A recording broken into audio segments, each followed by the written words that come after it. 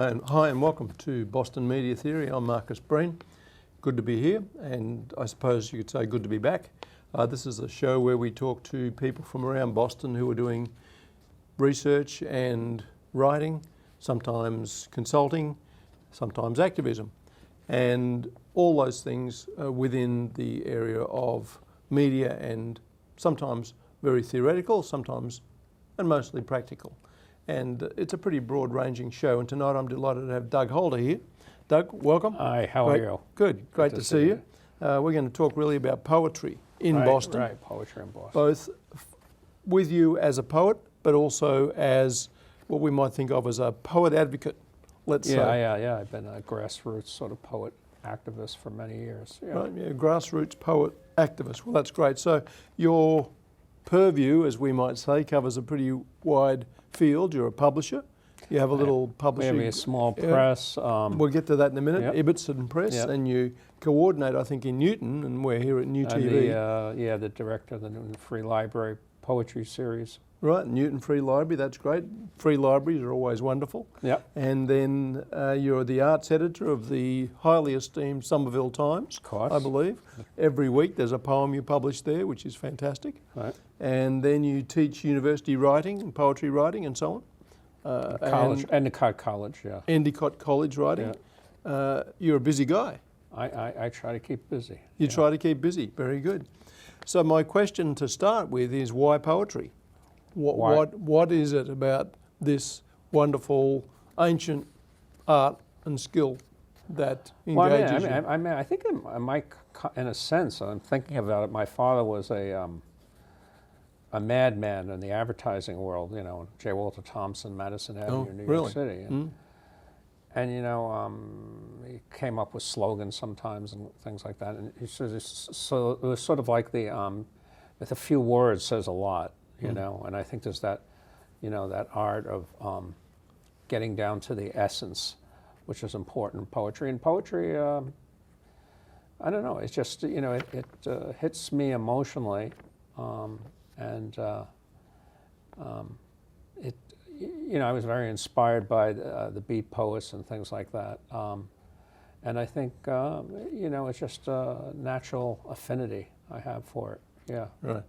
Well, I think there's always a nature-nurture, isn't there? And so if you're around language, if you're around words, if you're, like you said, with your father and the influence of somebody who's playing with and using words a lot, there's something I'm sure that's very influential about that sort of upbringing. But also there's probably a cognitive, a mental sort of thing about the pleasures associated with words. I'm sure, you know, some people, the left, right-hand side of the brain, you know, some people are good with, I was not good in mathematics, and certainly I was good in English, but yeah. Right, yeah.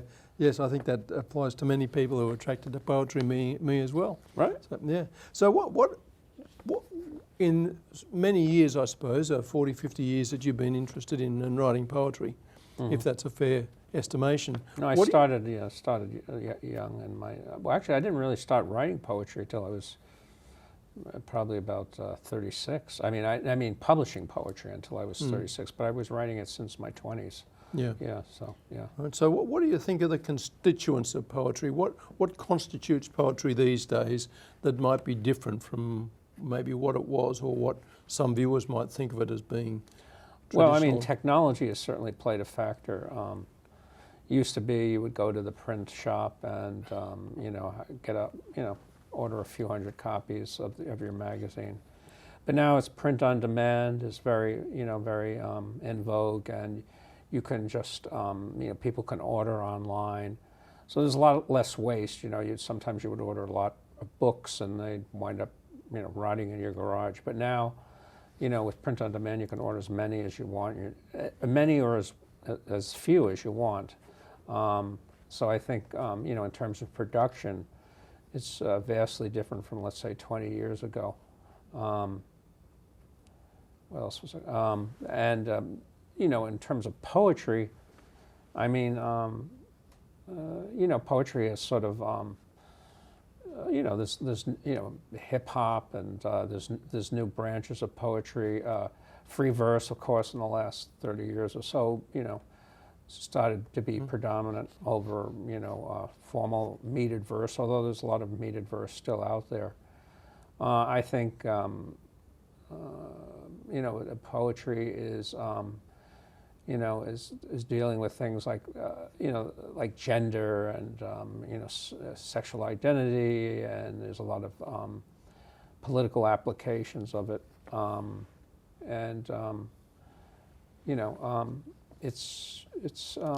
There's more installations, and I think there are, there's many poetry communities that just cropping up all over the place all the time. So it's a good trend. It's a good trend, and in some ways it's got now what we might think of as a popular kind of sense to it. Maybe I'm wrong to think of it as an elite kind of activity, but it seems that it's much more popular and accessible these days. Yeah, it is certainly more popular. Especially around this area, my whole idea to start the Bagel Boards, which you're a valued member, that literary group was originally 20 years ago. Actually, it's our 20th anniversary. It was to get out of the academic cliques, to make more accessible, to have a lot of people who are fine poets but not necessarily attached to the quote unquote academy. So there's more of an egalitarian aspect to it. Poetry of the people, and so I've always been part of that, wanting to do that, making it accessible to people and meaningful in the ordinary guy's life. I mean, Lawrence Ferlinghetti, the famous poet in City Lights books, said his idea was to have poetry in the back pocket of plumbers, and people aren't necessarily writers, but just ordinary folks who enjoy poetry. After all, it started out as an oral tradition. Yeah, absolutely. And was used in the community. It's not some effete thing. No, Ferlinghetti is a particularly good example of this sort of American popularizing instinct, isn't it? Like everybody can do it, everybody should do it, as it were. Right. I mean, some people do it better than the others, but we all can do it, right? Yeah, absolutely right. Yeah. Yes, so, some, including I think some lines I've written, I'd rather not show to anybody else. What about poetry in New England or in Boston? You've been here for quite a long time. Is there a particular quality or style or set of interests, energy that's unique to this area? I think it's very diverse. I mean, if we go back into the 50s and 60s, we had this sort of confessional poets like Anne Sexton and Sylvia Plath and that type of thing. And now I think, now I think it's sort of let loose more. Certainly Plath and Sexton were, groundbreaking poets, along with Robert Lowell. But I just think that poetry is mixed in all different kinds of media. It's not just getting up there and standing up and reading, but there's music associated with, there's this cross-cultural thing going on. I think it's a lot more, when I think of old New England, it's a lot more eclectic population than it was once before. New England has this idea of being, staid and uptight, but certainly that's not the case now in the poetry community. I think there's a new freedom that wasn't there perhaps as dominant anyway some years ago. Well, there's also the kind of more academic sense, isn't there, in which many of the courses have taught, maybe this applies to you as someone who teaches poetry, still have to work through the classics, as it were. There's still that standard, is there not? Oh, sure. I mean, when I teach poetry, I'm using some, I use, people who are quote unquote part of the canon. Yeah. I mean, it's like if you're a painter, let's say you're an abstract painter, but you start with the classic style, and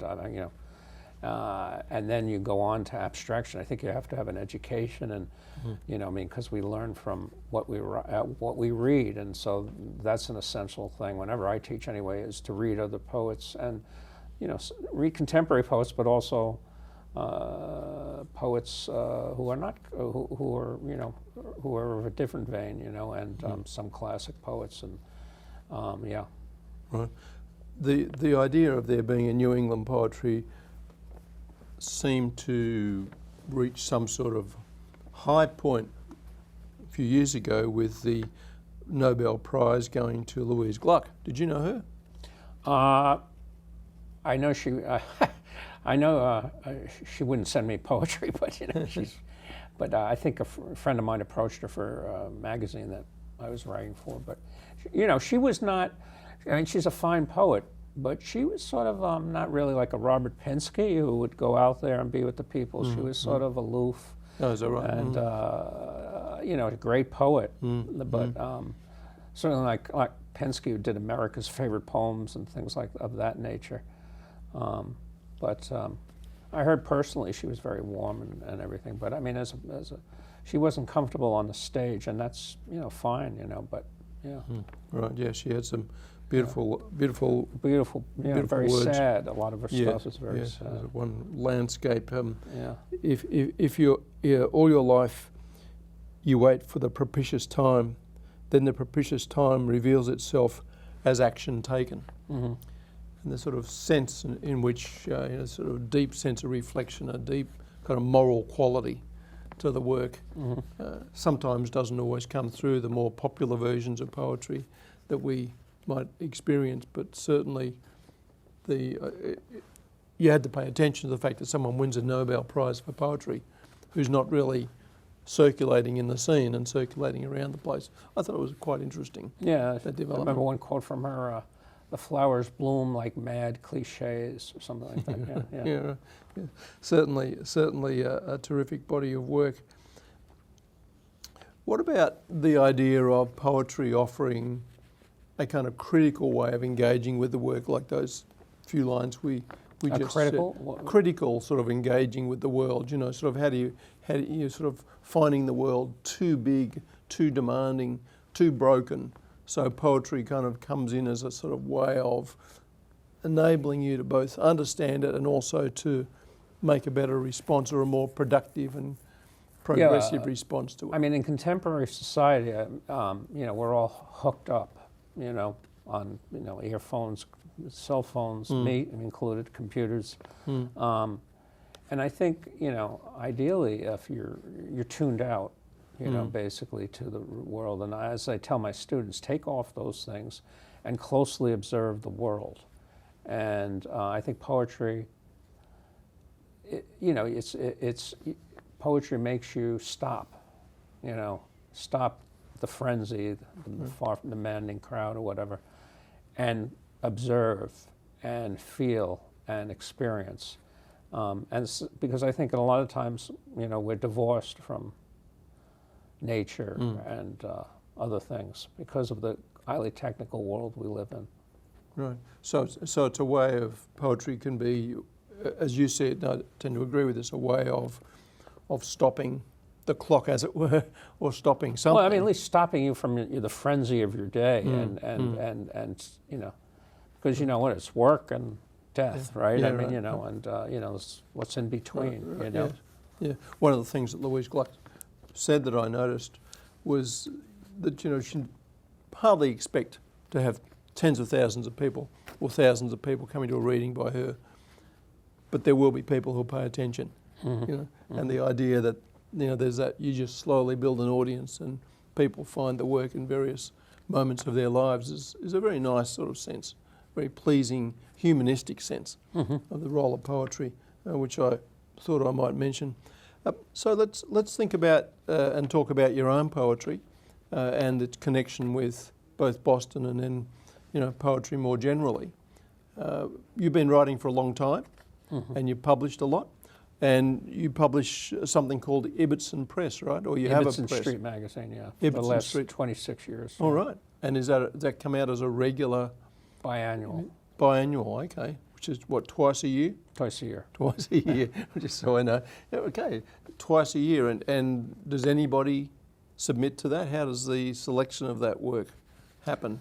Well, Harris Gardner is our poetry editor, and he solicits work. And we've had some very major poets in there.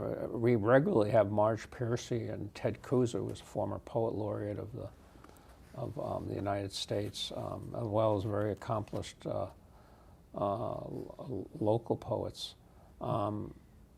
You know, I mean, I don't know how Harris selects most of the poem, but I know for myself, I go by the old Auden quote: "If it makes me cut myself while I'm shaving, then I think it says some, you know, good poem." So I guess it's just something, you know, poetry is subjective, and, you know, Harris has a sensibility. I select a few. The managing editor, who's Lawrence Kessenich, and Ravi Yelamanchili, also have their sensibility. You know, of course, good poetry has certain quality, you know, metaphor, line breaks, symbolism, you know, poetic language, you know, I mean, but, you know, I mean, it's more of an instinctual thing than it's not really, it's an art, you know, I mean, it's an art. And, you know, some people have that natural sensibility, others don't, you know, just as I don't have a natural sensibility to be an accountant. I mean, you know. All due respect to accountants, it's probably a good thing. Yeah, right. So Need a bit more than that. That's interesting to think about this idea of a collection of people or a group of people working on Ibbotson Street Press. You're also engaged with Bagel Bards that you referred to earlier, of which is how I came to know and meet you, which has been great, and a number of other people who have become friends and who I value deeply, who are members of Bagel Bards. And this sort of speaks to this notion of collectivity, of poetry, at least in these contexts, having a real human face-to-face connection, as well as the writing. I mean, the whole concept of the bagel bars is. I remember years ago watching a Woody Allen movie, and all the comedians came into the famous delicatessen Zabar's or something like that every weekend, and they would chat. They talk about shop or they talk about whatever, and it was just like this continuity, and you know, it was people of the similar ilk. And also it was friendship and companionship, and we've lost people in the bagel bars, we've supported people in the bagel bars. So it's a sense of community, which is very important. And if you can do that through art, you know, a commonality through art, I think that's even better. Absolutely. You know, I mean, yeah. we've got difficult enough lives as it is in some respects. Right. And we've got crises around us and around the world, and right. As Chomsky suggests, you know, the biggest crisis is the survival of the human species with climate change. So something that can bring people together and create a sense of identity, of personhood. Purpose, right. Yeah, seems to me to be very valuable, as well as doing something about the crises. Yeah. It's a pretty big ask. So let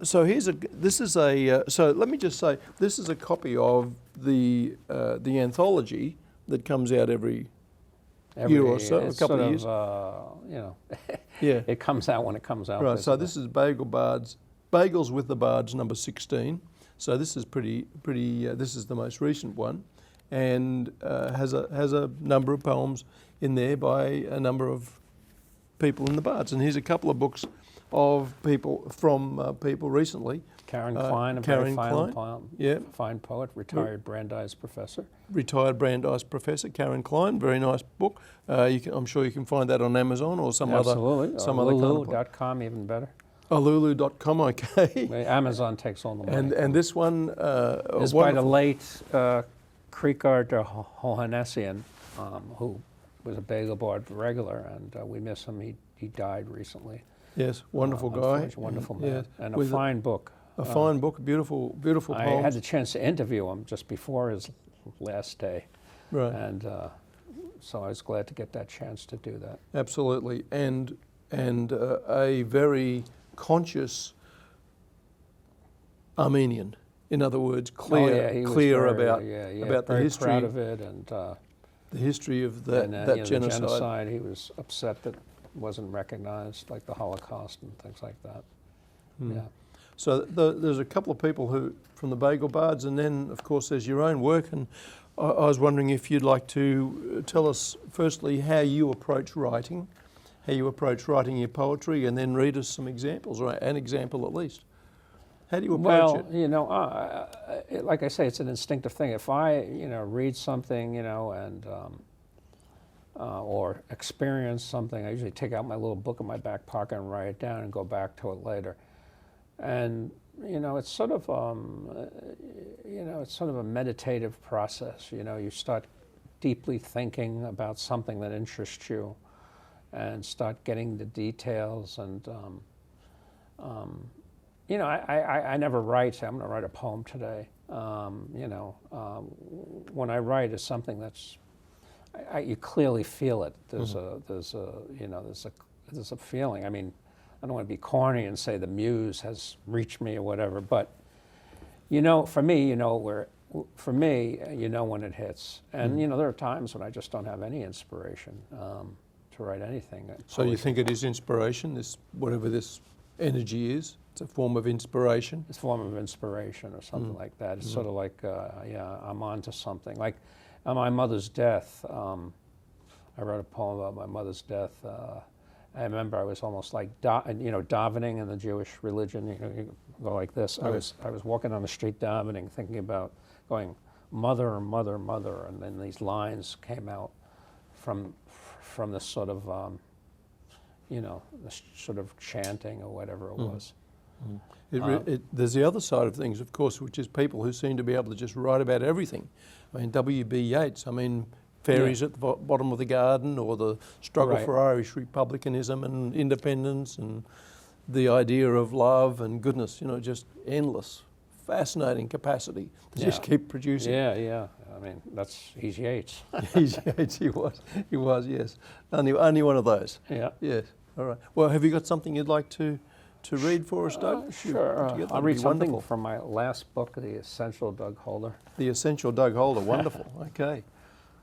What's the title of the other book then? The non-essential, or? They're How many equally books? essential, but this is what my publisher, the great Robin Stratton, suggested I use, so I did. How many books of poetry or collections have you published, by the way? By me? Yes. Oh, I don't know, 12. 12. Like That's that. Some of them are just chapbooks. Let's see. Do you say this is Doug Holder from Somerville? Yeah. So I mean, here's one about being losing your sense of self. Okay. Transcendence. I'm 80 floors up, but the city doesn't seem to make any more sense from my exalted omnipotence. A master lock has changed my fluttering heart to this desk. As my screen flickers, my fingers tap the keyboard. I become a piano player of empty gestures. I was on top of their game yesterday, but I'm only as good as the stock market says I am today. At night, me and a few others down their tumblers, numbing our chattering brains with the opiate of cliched refrains, our elixir to pain. You see, when I'm 84 floors up, my calloused feet are still cemented to the goddamn floor, and I don't know who I am anymore. All I can do is watch those morning birds soar. So, a lot of my poems are about alienation, marginal people. I've worked in a mental hospital in McLean's for many years, and I've written poems about patients, not using their names, of course, and people I observe in everyday sense. Pamela Annis, who was once the Dean of Humanities, or Assistant Dean of Humanities at UMass, wrote a blurb for one of my books. She said my poems remind her of Alice Neal's work, the Greenwich Village painter who painted eccentrics and people she knew in Greenwich Village, and so she likened my poems to that. And I think that's a fairly good comparison. Right, great. It reminds me of my dear friend Christopher Barnett, an Australian poet who lives in Nantes in France and has for a long time. And much of his work has been with people who are dispossessed, who are suffering either mental challenges or who are homeless or are just seeking to Plenty of find material these days. Absolutely. But also, I mean, the question of how to address a sense of self when one is deeply alienated is a wonderful, powerful theme within poetry. So, within, and certainly building those communities, which I think is very, very helpful. Yeah, very, very helpful. What else could there be that is kind of specific to your experience of poetry, Doug? How would you say you would, in conclusion, how you would sort of separate yourself out, say, this is what I am as a poet, this is how I differ? Well, I mean, I think, you know, Sam Cornish, the late poet laureate, wrote that Doug Holder is a poet of the street and coffee houses, an observer of the everyday. He sees the world for not what it is, but on his own terms. He is living in the poem rather than the poetry. And Sam always would tell me, you know, I was born in the 50s, you know, but I have this sensibility of, you know, if you could see the picture of me, sort of, you know, of, you know, being in 1950, old coffee shops, and because I remember the Automat. I don't know if you remember the Automat. You're probably still in Australia. Yeah, it was. But and the characters were hung out there, coffee shops, sort of a 20th century, mid 20th century. I've always had a fascination with that, and so I think, you know, I'm sort of an old school poet, I think, and you know, I'm not, you know, politically correct or any. I'm not really politically, you know, I mean, other than the fact that I, you know, write about people, but I'm just observing them, and I don't think I'm making I think all poetry makes a political statement. Everything is political, as they say, but, you know, I don't really write much about sexuality and things that are in vogue now. I think when you read a Doug Holder poem, you know, it's signature Doug Holder. Signature Doug Holder. I would hope, anyway. Yeah. Well, I'm sure people can find your work. Absolutely. You know, there's a lot of.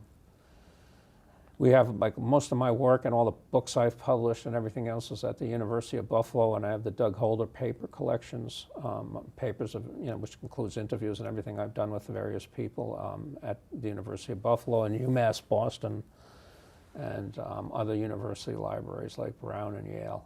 The books are in there. Wonderful, and probably somewhere online you can find online, your name. All over. Yeah. Excellent. Well, thank you, Doug. Thank you for having me. Much appreciated. And the opportunity to talk about poetry, of course, shouldn't be lost on any of us. Should be something that we do on a regular basis. But that's just me. Perhaps you'd agree with that. But I want to say thanks again for being here.